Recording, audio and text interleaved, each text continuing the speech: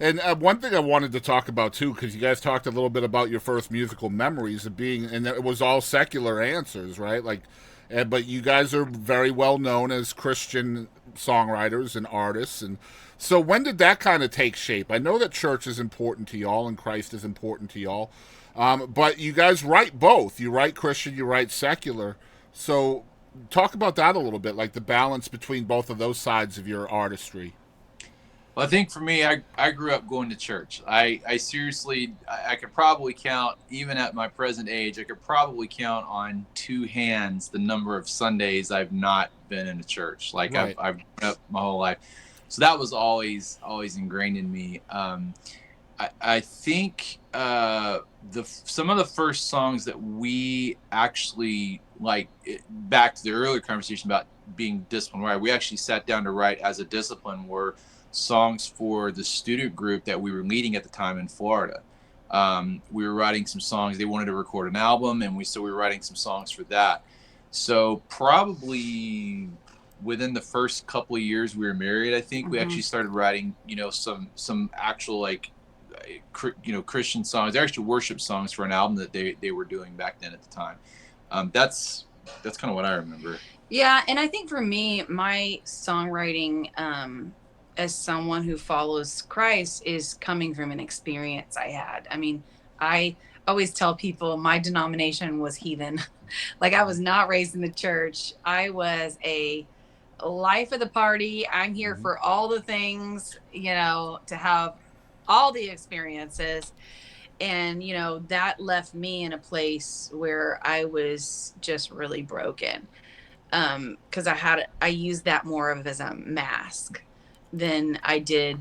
I needed something to numb the pain that was going on inside of me, and kind of got separated from who I really was as a person. But as a little girl, I always wanted to be a songwriter. I always wanted to, I'd visited church, and I thought, oh, I would love to do what I was experiencing when I would visit church. I would cry because something would touch me. And, now I know that's the Holy Spirit and how that works to soften your heart and to help you forgive people that have hurt you. Or, it's like, it's this beautiful thing that I would experience. And so I really came at writing Christian and gospel music from my own experience with Christ. I mean, just being in a desperate place and experiencing the love and the unconditional love and mercy. I was always thinking of God as this rule meister, and I would never meet up to these standards. And then whenever I got broken and called out it to the Lord, somebody called me the very hour, that I'd prayed that and said, hey, I just felt like the Lord was telling me to call you and say he loves you so much and he has a plan for you. And I thought, oh, if that's who God is. So I write from that experience about the mercy and the grace, because I'm a terrible rule follower as an artist, as you can imagine. And I make a lot of mistakes. And I thought, oh, well, if that's who God is, then I want to know him. Yeah. And so I began to write from that place in that experience. But we write, like you said, we write also, country heartbreaking cheater songs. And I've, written songs for one of my friend's ex-husbands that's really angry, Mm-hmm. and I write that out of life experiences, because is God not with us in all of that, Right. And hey, look at the Song of Solomon, the book of Song of Solomon. That's a pretty steamy book in the Bible. Mm-hmm. And that's about a love, a man's love for a woman.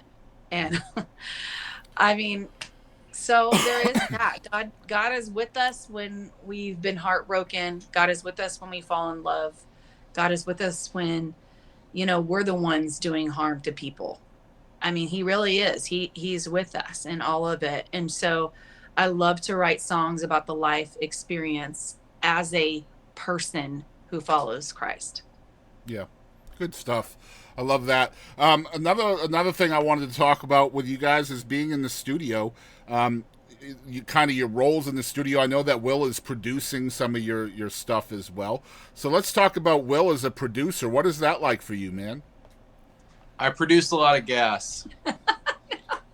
No, I'm kidding. Sorry.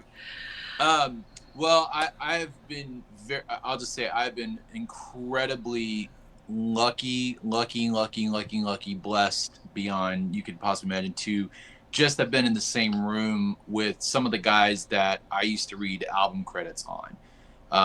I mean, just I've been so lucky, and so just the process of osmosising off of those guys and how they do.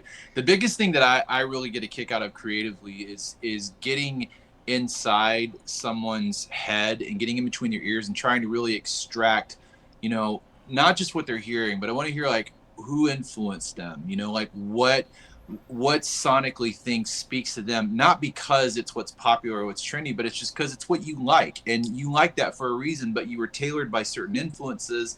And so it's really extracting all of that kind of stuff out. From a production standpoint, I've never really cared about what's trendy or what's happening, because me personally, I'm not really trendy or happening one way or the other. So like, I don't really care about what's popular at the time. It's like, what do you like as an artist? What scratches your soul? What melts your butter? And if that means it's a country song with a tuba or whatever, awesome, that's great. If you like it, that's all I really care about. So it's a lot of like really figuring out what is in between an artist's head and what's something that they really like, but also what's something that's that I like and I kind of resonate with as well.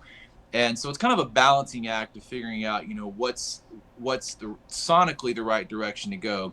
And then also, if you're lucky enough, and I've been in several situations where you are able to get the right kind of players around you. And I think who was it, General Tommy Franks said in a book one time, is like, the first thing any good leader does, if he's smart enough, is surround himself with people that are smarter and more talented than him.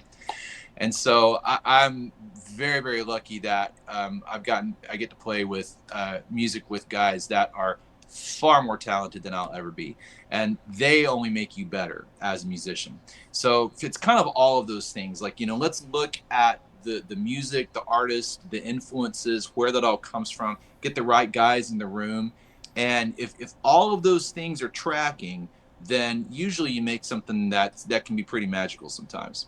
Not always, but Yeah. a lot of the time that's kind of how it happens. I love that, man. Good stuff.